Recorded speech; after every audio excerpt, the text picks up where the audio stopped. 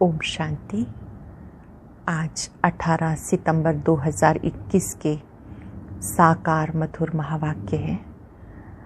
आज की मधुर मुरली में बाबा बच्चों को अवस्था को एक रस बनाने के लिए बहुत सुंदर तरीका बता रहे हैं।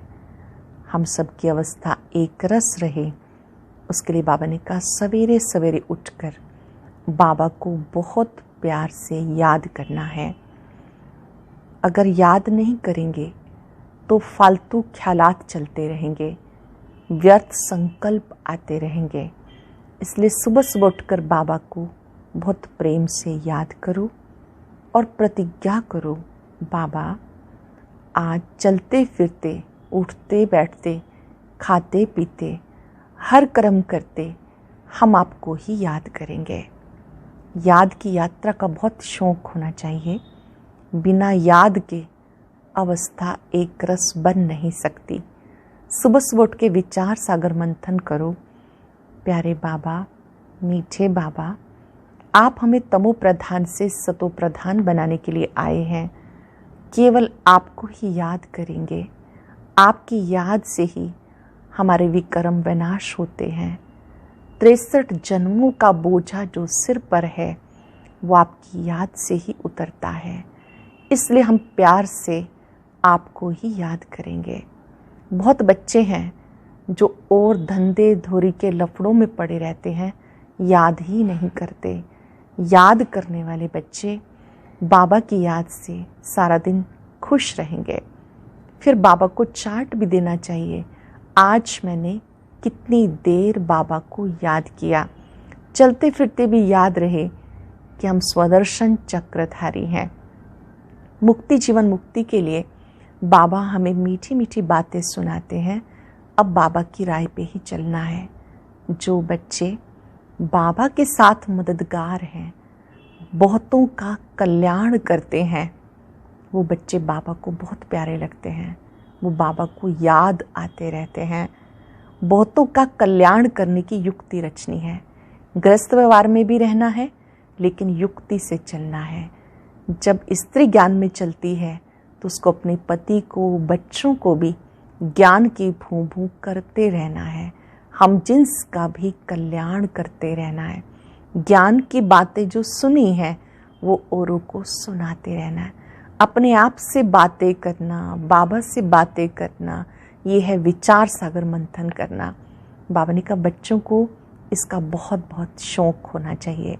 सेवा का भी शौक होना चाहिए और याद की यात्रा के लिए अमृत वेले का समय बहुत बहुत अच्छा है।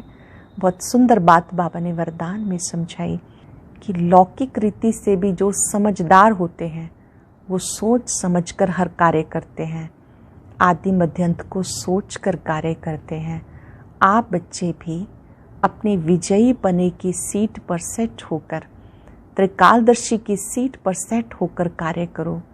बेहद की समझ धारण करो तो आपको सदा सफलता मिलती रहेगी, सदा विजयी रहेंगे। स्लोगन में बाबा ने समझाया कि हद के किनारे छोड़ एक बाप को अपना सहारा बनाओ। आज पूरा दिन ये बात याद रहे, बाबा बेहद का सहारा है, मेरा प्राण आधार है। जो कुछ है सब कुछ बाबा है।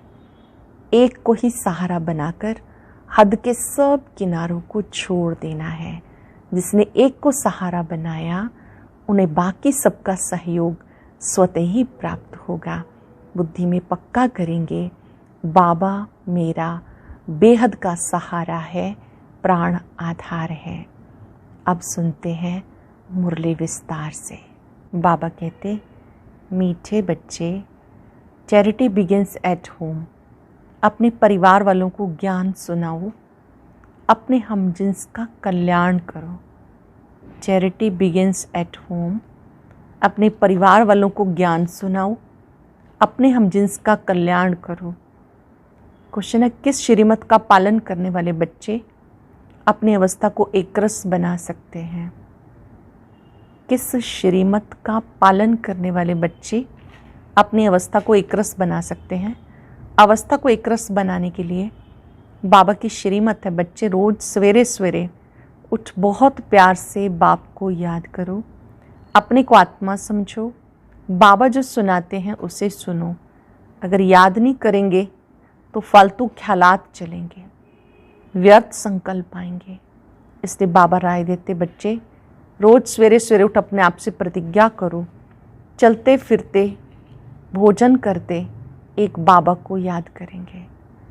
रोज प्रतिज्ञा करो, हम उठते बैठते खाते पीते एक बाबा को याद करेंगे। ओम शांति।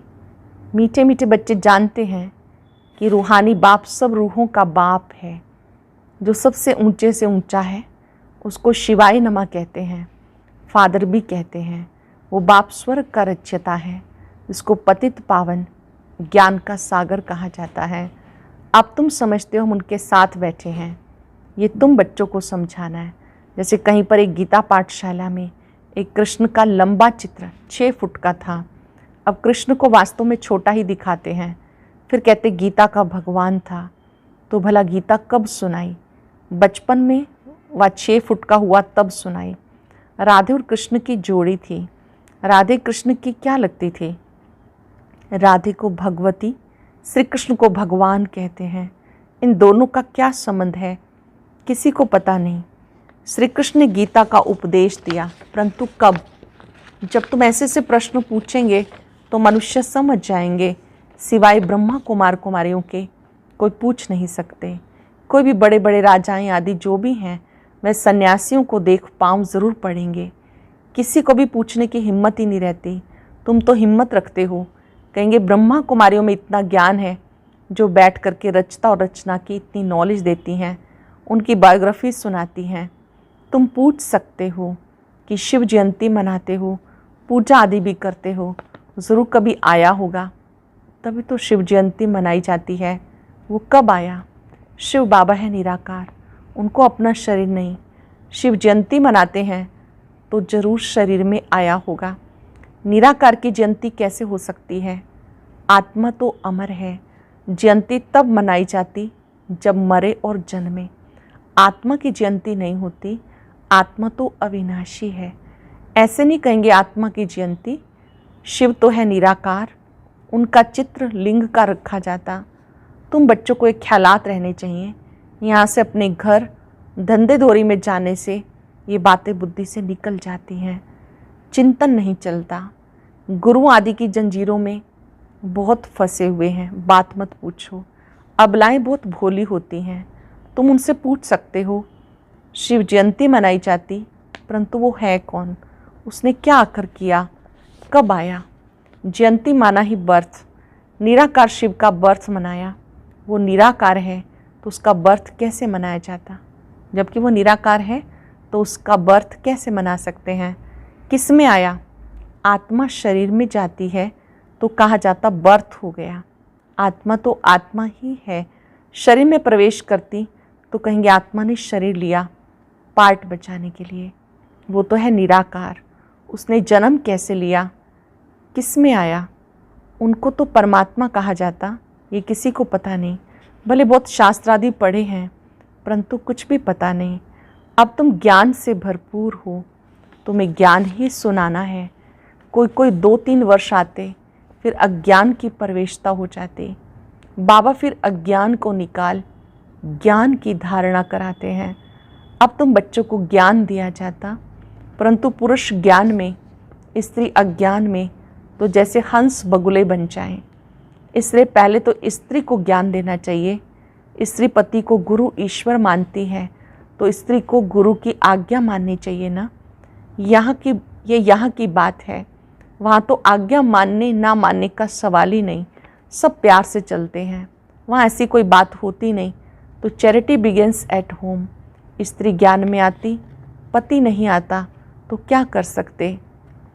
बाबा कहते ज्ञान की भूभू करनी चाहिए, अपने हम जिन्स का कल्याण करें, उनको भी बताएं, बाबा को याद करो। अब लड़ाई सामने खड़ी है, बाबा आया हुआ है। मनुष्य पुकारते हैं पतित पावन आओ, जबकि पतित दुनिया का विनाश होना है, तो तुम फिर पतित क्यों बनते हो? माता ज्ञान में है माता का काम है अपने हमजिन्स का कल्याण करना। अब तुम बाप से 21 जन्मों के लिए सारा राज्य लेते हो, तुम्हें कोई हाथ लगा ना सके, तुम सारे विश्व के मालिक बनते हो। फ़र्क देखो कितना है। ऐसे वर्षा देने वाले को कितना याद करना चाहिए। यहाँ तो बहुत हैं जो सारे दिन में शिव बाबा को याद ही नहीं करते, सारा दिन घर के धंधे धोरी के लफड़ों में रहते। नहीं तो सवेरे उठ बाबा को बहुत प्रेम से याद करना चाहिए। बाबा आपसे हम प्रतिज्ञा करते हैं, आपसे हम वर्षा जरूर लेंगे। हम प्रतिज्ञा करते हैं हम आपसे वर्षा जरूर लेंगे। बाबा आप कितने मीठे हो, आपकी याद से हमारे विकर्म विनाश होंगे। अंदर में अपने से बात करना, उसको विचार सागर मंथन करना कहा जाता। बाबा आपसे हम पूरा वर्षा लेकर छोड़ेंगे। हमें तमो प्रधान से सतो प्रधान जरूर बनना है, तब सतयुगी राज्य पाएंगे। बाबा आपको हम निरंतर याद करेंगे। 63 जन्मों में हमने कितने पाप किए, कितना सिर पे बोझा है, इसलिए बाबा हम आपको बहुत याद करते हैं। हम खाना पकाएंगे, घूमने जाएंगे तो भी आपकी याद में रहेंगे। ऐसे ऐसे बातें करते प्रतिज्ञा करेंगे तो विकर्म विनाश होते जाएंगे।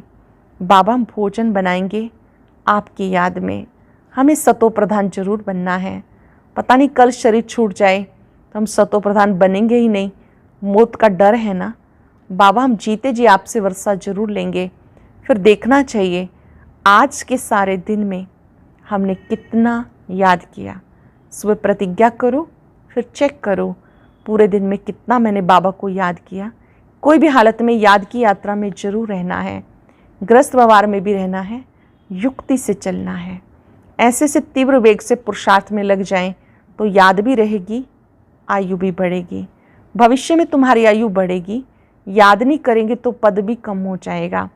पुरुषार्थ कर बाप से वर्षा तो लेना है ना, और स्वदर्शन चक्रधारी बनना है। जैसे हिंदुओं को क्रिश्चियन बनाने के लिए नन्स बहुत फिरती रहती हैं, घरों में दुकानों में जाती हैं, सबको कहती हैं बाइबल लो, ये लो। हमारे क्रिश्चियन धर्म में बहुत सुख है, उनके भी मिशन है, बोधियों के भी मिशन है। हिंदू लोग ये नहीं समझते कि ये क्या करते हैं। हमारे हिंदू धर्म वालों को क्रिश्चियन बनाते रहते। तुम कितना प्रदर्शनी में समझाते हो, भले ओपिनियन भी लिख कर देते। घर में गए क्लास, इसके लिए गाया हुआ है, बंदरों के आगे रतन रखो तो पत्थर समझ फेंक देंगे। तो ये भी अविनाशी ज्ञान रतन पत्थर समझ फेंक देते हैं। ये भी कुछ समझते नहीं। हाँ, जो इस धर्म वाले होंगे उनको टच होगा। बात बहुत सहज है। बाप स्वर्ग का रचयिता है। बाप भारत में आते भी एक बार हैं। बाबा कहते तुम मुझ पतित पावन बाप को बुलाते आए हो, अब मैं आया हूँ तुम्हें स्वर्ग का मालिक बनाने। तुम कहते भी हो हम इस भ्रष्टाचारी सृष्टि को श्रेष्ठाचारी बनाकर ही छोड़ेंगे। अभी सब नरकवासी हैं, तुम अब शिव बाबा की श्रीमत पर हो। शिव भगवान उवाच, मैं तुम्हें स्वर्ग का मालिक, राजाओं का राजा बनाता हूँ। गीता में बड़ा अच्छा लिखा हुआ है। कहते हैं मैं साधुओं का भी उद्धार करने आता हूँ, तो ये उनको सुनाना चाहिए। पुकारते हैं पतित पावन सीताओं के राम, अब इसका अर्थ भी समझते नहीं। सब भक्तियाँ अथवा सीताएं वो पुकारती हैं, हे राम आकर हम सीताओं का उद्धार करो। फिर कहते रघुपति राघव राजा राम। वास्तव में राजा राम की बात नहीं, मुख्य भूल है ये जो शिव के बदले श्री कृष्ण का नाम डाल दिया। पूछना चाहिए श्री कृष्ण व श्री राम को काला क्यों दिखाया। सतयुग त्रेता में है सुंदर, फिर शाम होते हैं। पहले golden age, silver age, copper age, iron age. इस समय आयरन एज, गोल्डन एज थी तो कितना मान था। तो युक्ति से जाके समझाना चाहिए। वो कोई इतना जल्दी अपना हट नहीं छोड़ेंगे। झाड़ की आयु बड़ी होती है तो झाड़ जर्जरीभूत अवस्था को पाता है। आयु इस दुनिया की भी है ना, नई दुनिया और पुरानी दुनिया। ओल्ड माना कलयुग, तमो प्रधान दुनिया, इसमें एक भी सतो प्रधान हो नहीं सकता। अब तमो प्रधान को खलास होना है। नई दुनिया कौन स्थापन करेंगे? वही बाप। ऐसे नहीं कि प्रलय होती है, बाप को पुकारते ही तब हैं जब पतित हो जाते हैं। फिर कहते हैं आओ पावन बनाओ। आएंगे तो जरूर पुरानी दुनिया में, पतित पावन कहते हैं तो जरूर अंत में आएंगे। खुद कहते मैं कल्प कल्प कल्प के संगम युगे आता हूँ पावन दुनिया बनाने। अब है संगम। बाबा हमें सदगति में ले जाते तो ऐसे बाबा की श्रीमत पे चलना चाहिए। बाप हमें सदगति में ले जाते ऐसे बाबा की श्रीमत पे चलना चाहिए। अपनी अवस्था को जमाना है, सवेरे उठकर बाबा को याद करना चाहिए। अपने को आत्मा समझना है, ये शरीर के ऑर्गन्स हैं। बाबा कहते हे बच्चों, मैं तुम्हें जो सुनाता हूँ वो सुनो। मुक्ति जीवन मुक्ति के लिए और कोई की बात मत सुनो। मैं तुम्हें जो सुनाता हूँ वो सुनो और कोई की बातें नहीं सुनो। परम धाम से बाबा आए हैं पावन बनाने, फिर तुम पुराने शास्त्रों को क्यों याद करते हो? भक्ति करते ही इसलिए हो कि भगवान मिलेगा। वो सबका सदगति दाता बाप है। बाप के सिवाय ये नॉलेज कोई दे ना सके। इन लक्ष्मी नारायण को भी राज्य कैसे मिला? आत्मा के लिए कहते हैं वो बिंदी है, चमकता है जब सितारा। बाबा समझाते तुम मुझे याद करते हो। कहते हैं परमात्मा सुप्रीम सोल। लौकिक बाप को कभी परमात्मा कहेंगे क्या? परमात्मा जो परम धाम में रहते हैं उनको कहते सुप्रीम सोल। वह तुम्हारा बाप है, वो आकर इसमें प्रवेश करेंगे। गुरु शिष्य के बाजू में बैठेगा ना, ये बातें कोई शास्त्रों में नहीं। अब तुम जानते हो वो हमारा बाप है। 5 वर्ष पहले भी बाबा ने योग सिखाया था, मुझे याद करो और विष्णुपुरी को याद करो, तो जरूर संगम में ही कहेंगे। सतयुग में था एक धर्म, ज़रूर फिर एक धर्म होगा। इतने धर्म सब विनाश हो जाएंगे, ये टाइम वही है। बाबा कहते मुझे याद करो तो मैं तुम्हें विश्व का मालिक बनाऊंगा। मुझे याद करो, मैं तुम्हें विश्व का मालिक बनाऊंगा। बाप की याद से तुम तमो प्रधान से सतो प्रधान बनेंगे। बाबा कहते जो बच्चे अच्छी सर्विस करते हैं मैं उन्हें याद करता हूँ। जो बच्चे अच्छी सर्विस करते हैं अच्छे से नोट करेंगे, और ऐसा हम सबको बनना ही है। जो बच्चे अच्छी सर्विस करते हैं मैं उन्हें याद करता हूँ, क्योंकि वो मेरे मददगार हैं। बहुतों का कल्याण करते हैं तो वो मुझे बहुत प्यारे लगते हैं। तुमको एक बाप ही प्यारा लगता जिससे वर्षा मिलता है। इससे तुम बच्चों को अच्छी रीति पुरुषार्थ करना पड़े, याद की यात्रा में रहना है। बहुत फालतू ख्यालात भी आएंगे। भक्ति मार्ग में अपने को मारते भी हैं, क्योंकि शिव का दर्शन हो बहुत मेहनत करते हैं दर्शन के लिए। यहाँ तुम समझते हो बाप की याद से पाप कट जाएंगे और 21 जन्म के लिए वर्षा मिलेगा। दर्शन होने से कोई पाप नहीं कट जाते। बाप जो विश्व का मालिक बनाते हैं उनको बहुत प्रेम से याद करना चाहिए। बाप जो विश्व का मालिक बनाते हैं उन्हें बहुत प्रेम से याद करना चाहिए। अब तुम्हारी बुद्धि में है कि हम क्या बन रहे हैं, दूसरे जन्म में हम जाकर ये बनेंगे। ये कॉलेज है सतयुग का, प्रिंस प्रिंसेस बनने का।